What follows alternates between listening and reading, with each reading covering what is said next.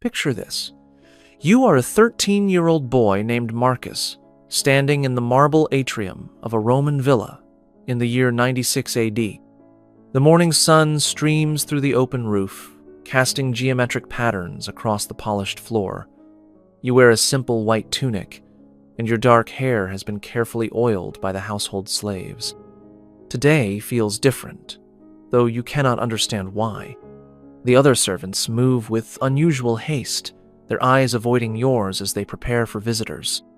From the kitchen comes the rich aroma of roasted meat and honeyed wine, preparations for a feast that seems far too elaborate for an ordinary day. What you do not know is that 3 days ago, your name was written on papyrus and placed in a silver bowl. What you do not know is that the visitors are not here for business. They are here to inspect their purchase. You touch the small wooden horse in your belt, carved by your father before you were sold to pay his debts. You have kept it hidden for 2 years, a secret connection to the life you once knew. Tonight, they will find it and burn it before your eyes, the first step in erasing every trace of who you used to be. By dawn, you will understand what the older slaves meant when they whispered that some fates are worse than death. This was the reality for thousands of young men across the Roman Empire, boys fed into a machine of exploitation that operated for centuries behind marble columns and silk curtains. The system that destroyed Marcus was not individual cruelty, but institutional design, a network of abuse that turned children into objects for Rome's elite pleasure. Before diving into these forgotten stories of survival and suffering, if you enjoy learning about the hidden truths of history, consider hitting that like button and subscribing for more content like this.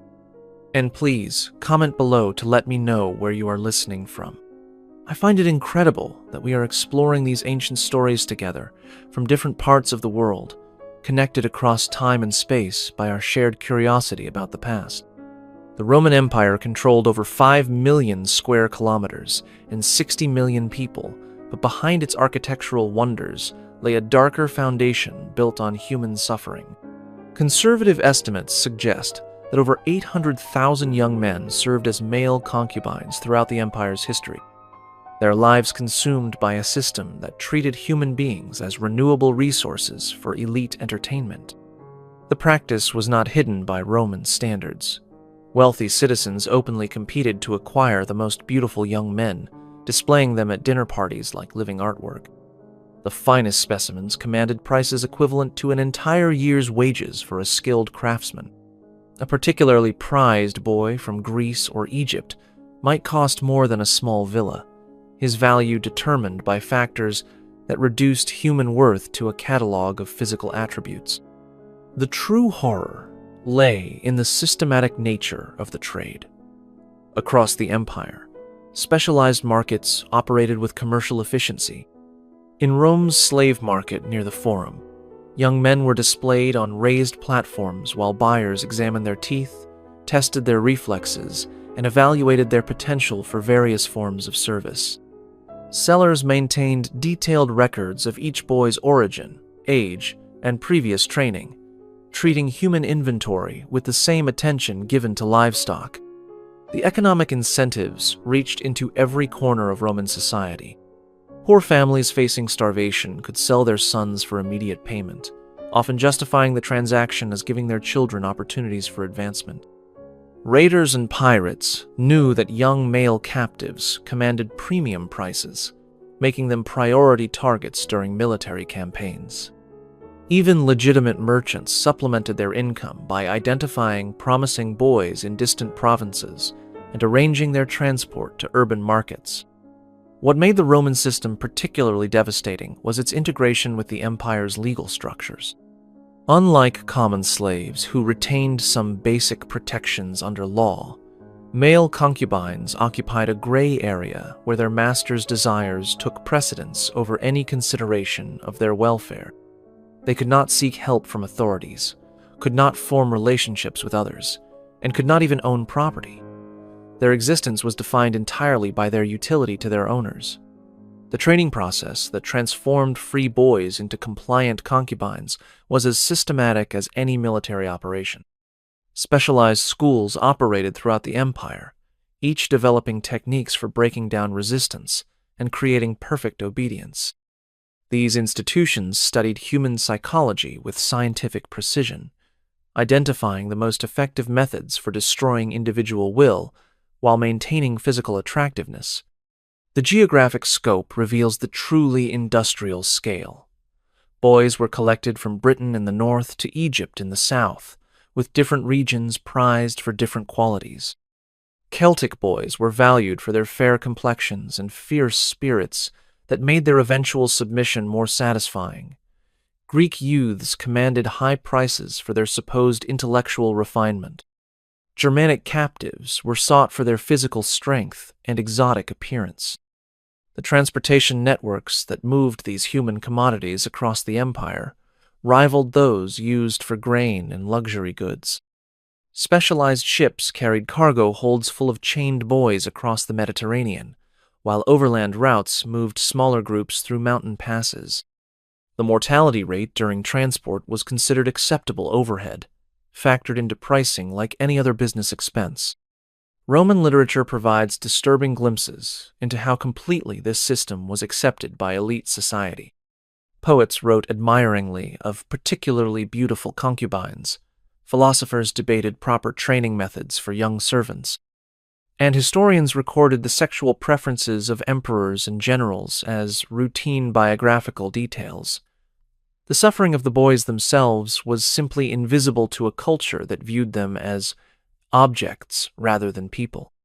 The most chilling aspect was how the system created its own perpetrators.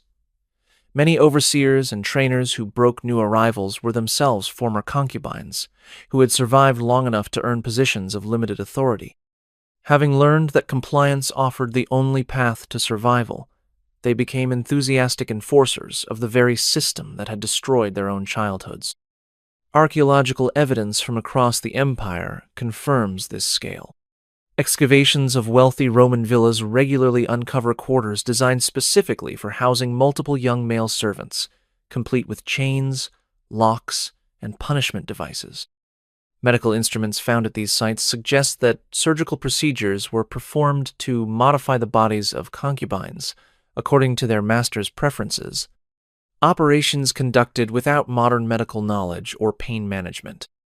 The first sign that something terrible was approaching came when Gaius Aurelius himself entered the atrium, something that had never happened during Marcus's 2 years in the household.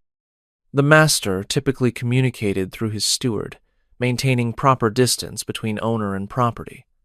But today he walked directly to Marcus, circling him slowly like a merchant examining a horse for purchase. Marcus had learned to stand perfectly still during inspections, keeping his eyes downcast and his breathing shallow. Movement could be interpreted as defiance, and defiance meant punishment that left marks for weeks. But this inspection felt different, more thorough and calculating than usual checks for cleanliness or grooming. Gaius lifted Marcus's chin, examining his teeth, checking his eyes for disease, running hands through the oiled hair. When he pulled back the boy's tunic to inspect his chest and shoulders, Marcus felt a chill that had nothing to do with morning air. The buyers arrived just after midday, their litters announcing wealth through gold fittings and silk curtains. Marcus watched from the kitchen doorway as they were welcomed into the villa's most luxurious reception room, reserved for only the most important visitors. Through the partly open door, he caught glimpses of men in expensive togas, their conversation punctuated by laughter that made his stomach clench with unnamed dread. Marcus had been sold before when his father's farm failed and creditors demanded payment. But that transaction had been desperate necessity, parents choosing a son's slavery over family starvation. This felt different, calculated, and commercial in a way that suggested he was not being transferred to another household, but entering something far worse. The summons came as afternoon shadows grew long. Marcus was ordered to bathe, oil his skin until it gleamed, and dress in his finest tunic, the one reserved for festivals.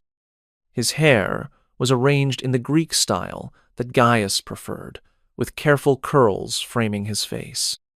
When he looked at his reflection in the polished bronze mirror, he saw a stranger, someone prepared for display rather than service. When Marcus entered the reception room, the conversation stopped abruptly. The buyers, 3 middle-aged men in senatorial stripes, examined him with focused attention they might give to particularly fine sculpture. One gestured for him to turn slowly, allowing evaluation from every angle. Another asked him to speak, testing the quality of his voice and purity of his Latin pronunciation. The negotiation that followed treated Marcus as if he were invisible, the men discussing his qualities and potential uses while he stood motionless in the center of the room. They debated his likely endurance, speculated about his previous training, and calculated how long he might remain useful before requiring replacement. The price they settled on was higher than Marcus had ever heard for a human being, a sum that represented his complete transformation from person to luxury commodity. What Marcus did not understand was that he was being purchased not by one man, but by a consortium, 3 wealthy Romans who shared ownership of particularly expensive acquisitions. They maintained a private facility outside the city where they kept their collection of young men, a place designed specifically for systematic exploitation. His individual worth had been calculated based on his potential to provide entertainment not just for one household, but for multiple masters and their guests. The contract signing was a formal affair, with witnesses and official seals treating the transfer of a human life as routine business. Marcus watched his ownership change hands with the same legal precision used for property or livestock. In Roman law's eyes, he had just become a thing rather than a person, his entire existence reduced to terms written on papyrus scrolls. Transport happened immediately, before he could process what was occurring. Chained to prevent escape, Marcus was loaded into a covered wagon alongside 3 other boys purchased from different sources. Their ages ranged from perhaps 11 to 15, and their expressions carried the same mixture of confusion and terror-building in his own chest. During the journey, Marcus tried to speak with the other boys, hoping to understand where they were being taken. But the oldest boy, who had clearly been in the system longer, warned him that conversation was forbidden and would result in severe punishment for all of them. They traveled in silence, each alone with his fears as the wagon carried them toward their shared fate. The facility they reached as darkness fell was unlike anything Marcus had seen before. Built like a fortress, but decorated like a palace, it combined maximum security with luxurious appointments designed to impress visitors. High walls topped with iron spikes surrounded gardens and buildings that spoke of enormous wealth, invested in a very specific purpose. This was not a simple household, but an institution, a place where systematic exploitation had been refined into an art form.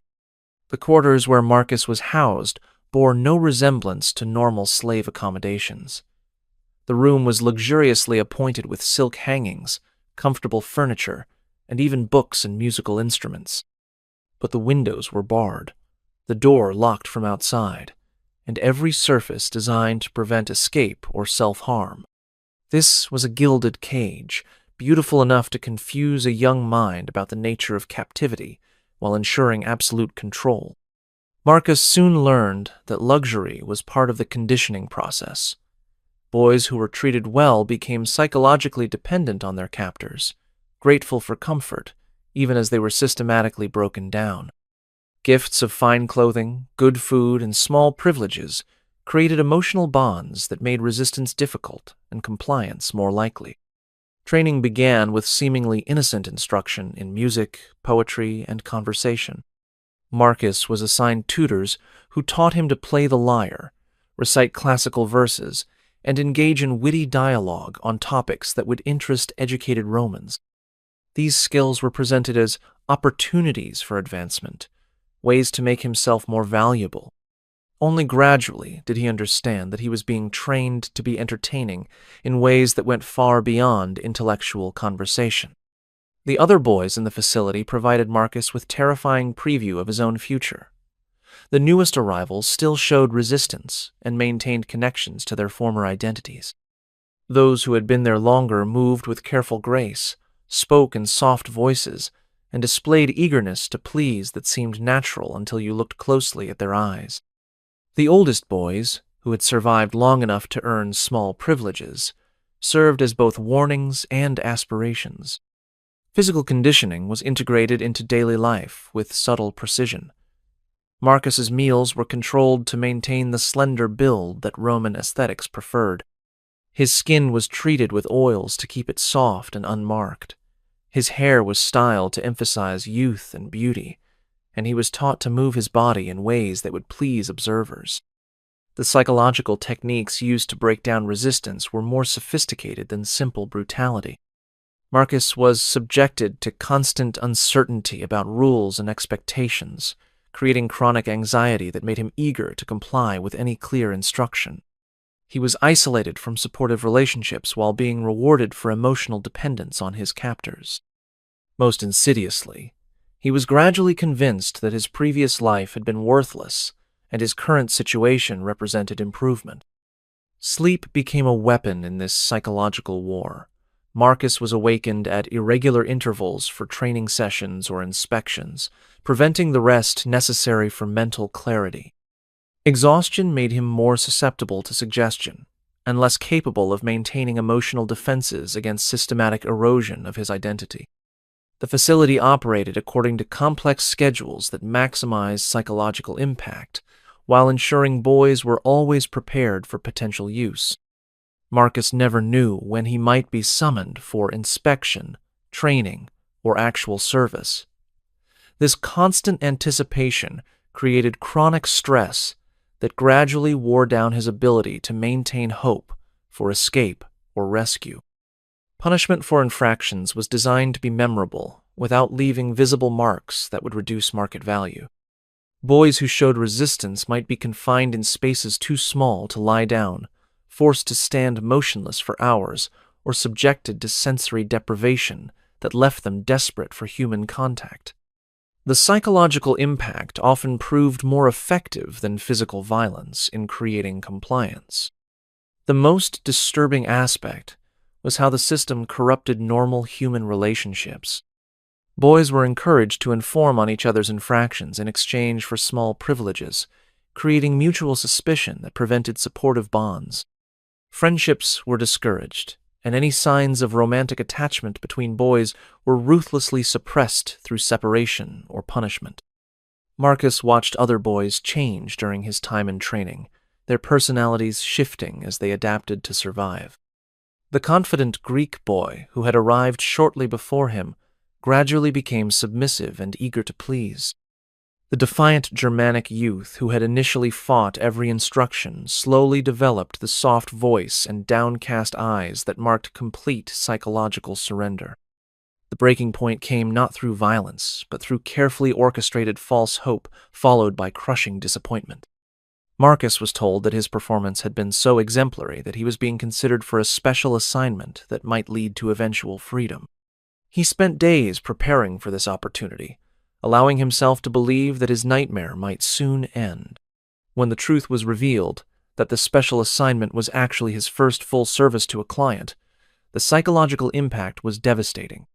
The hope that had sustained him through months of conditioning was revealed as just another tool used to manipulate his emotions. The boy who had believed he might still escape finally understood that resistance was not just futile, but had never been a real possibility. The first client was a senator named Lucius Cornelius, a man whose public reputation for virtue and family values provided perfect cover for his private appetites.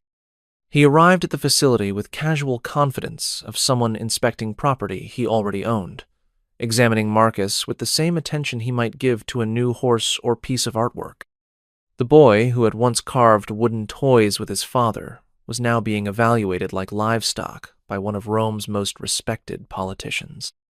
Marcus had been prepared for this moment through months of conditioning, but no training could have readied him for the reality of complete objectification. Lucius treated him not as a human being, but as an animated object, something that existed solely to provide pleasure and entertainment. The conversation during their encounter was conducted as if Marcus were not present, with Lucius commenting on his qualities and performance to invisible observers. The physical aspects were painful and degrading, but the psychological impact cut deeper. Marcus had been trained to respond appropriately, to show enthusiasm for his own exploitation, to express gratitude for treatment that violated every natural instinct. The most horrifying realization was that his training had been successful, that his body and voice were producing expected responses, even as his mind recoiled from what was happening. After Lucius left, Marcus was returned to his quarters for recovery and preparation for the next client. The facility operated with industrial efficiency, managing multiple boys and clients simultaneously while maintaining the illusion of luxury and exclusivity. Boys were scheduled like appointments, their availability tracked on scrolls that reduced human lives to calendar entries.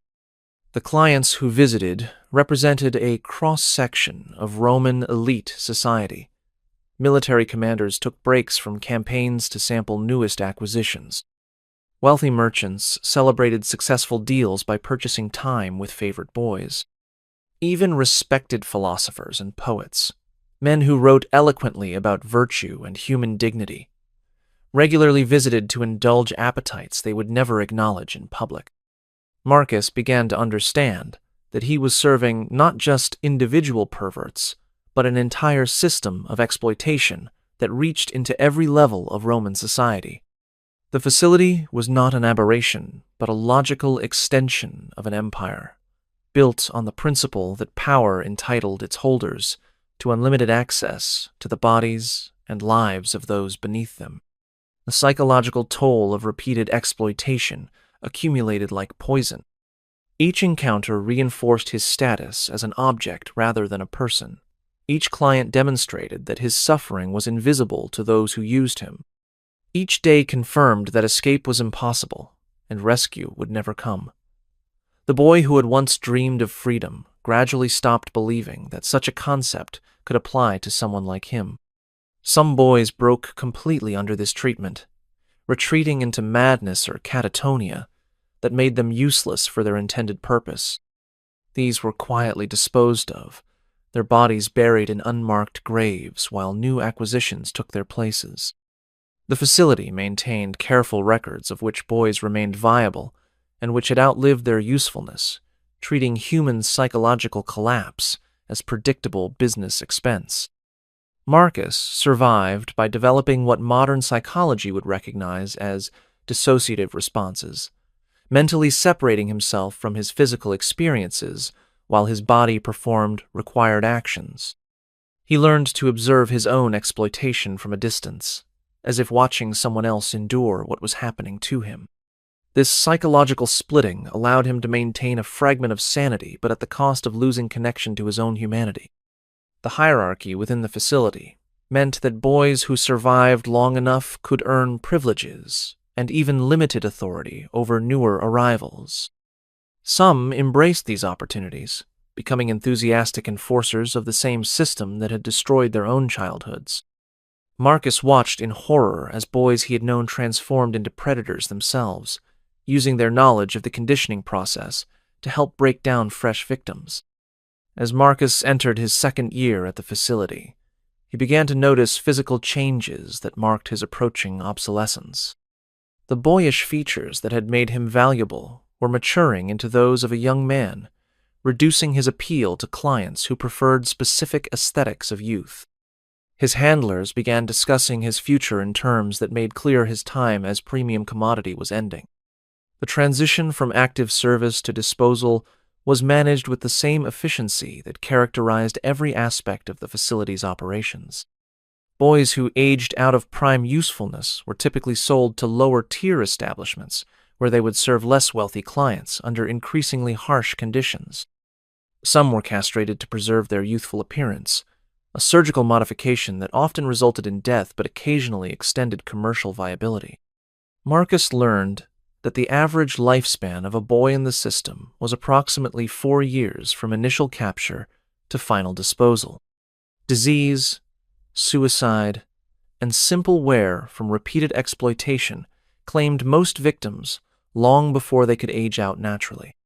The few who survived to adulthood typically died within months of leaving the facility, their bodies and minds too damaged to function in any other environment.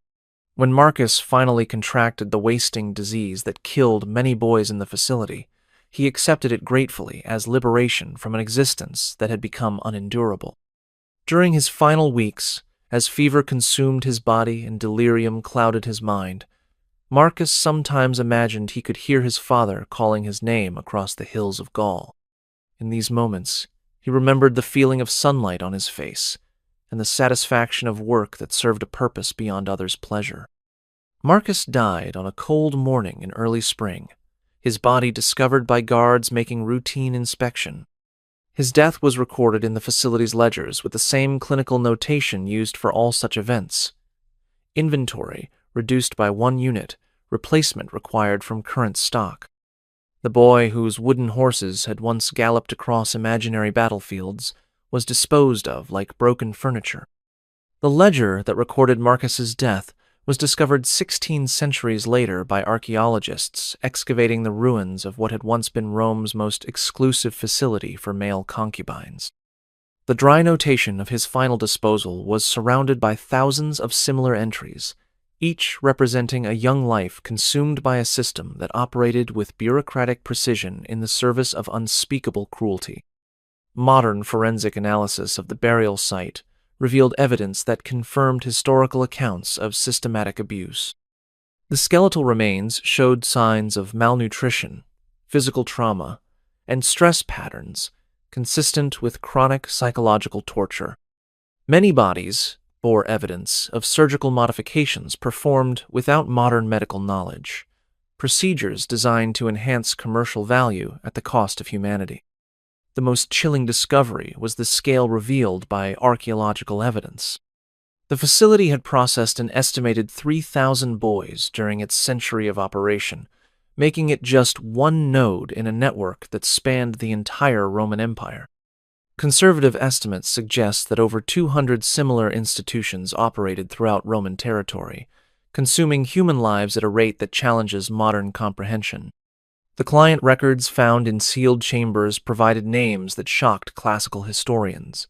Senators, generals, philosophers, and even some early Christian leaders appeared on lists of regular visitors, their public personas of virtue serving as perfect camouflage for private appetites that fed on children's suffering. The hypocrisy was not accidental but systematic, with public morality serving as cover for private monstrosities. The financial records revealed the true scope of economic incentives driving this trade. The facility generated profits that funded everything from military campaigns to public works projects.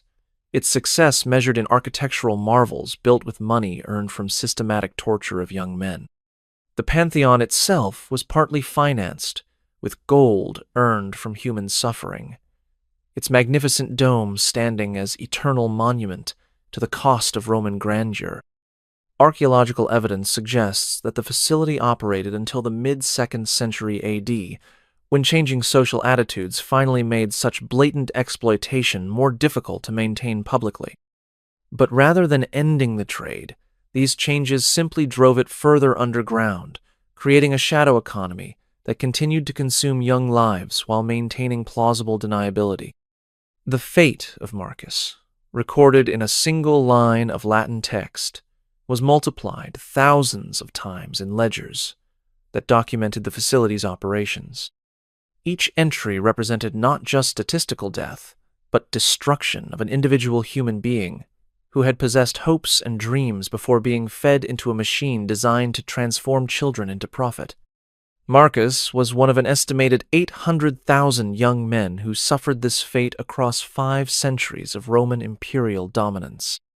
The system that destroyed him operated in every major city of the empire, consuming young lives to feed appetites that Roman society not only tolerated, but actively protected through legal and social structures. The business model that enabled this systematic abuse has never truly disappeared. Today, an estimated 27 million people live in conditions of modern slavery, with children representing more than a quarter of these victims. The methods have evolved and terminology has changed, but the fundamental dynamic remains identical. Powerful individuals exploiting vulnerable populations, while society maintains carefully constructed ignorance. The same psychological techniques used in Roman facilities appear in contemporary trafficking operations. The same economic incentives continue to fuel modern exploitation. The same social mechanisms that allowed Roman elites to maintain respectability while consuming human lives operate today in institutions that profit from systematic abuse while maintaining plausible deniability. We remember Marcus not as a statistic in Roman commerce ledgers, but as a human being who deserved protection and love. His wooden horse, carved by loving hands and burned by guards who saw only obstacle to efficient conditioning, represents everything lost when societies choose profit over compassion. Next time, we journey to medieval Europe to uncover darker truths about religious institutions that claim to serve God while systematically destroying children placed in their care. Make sure you are subscribed so you do not miss these forgotten stories that history tried to bury.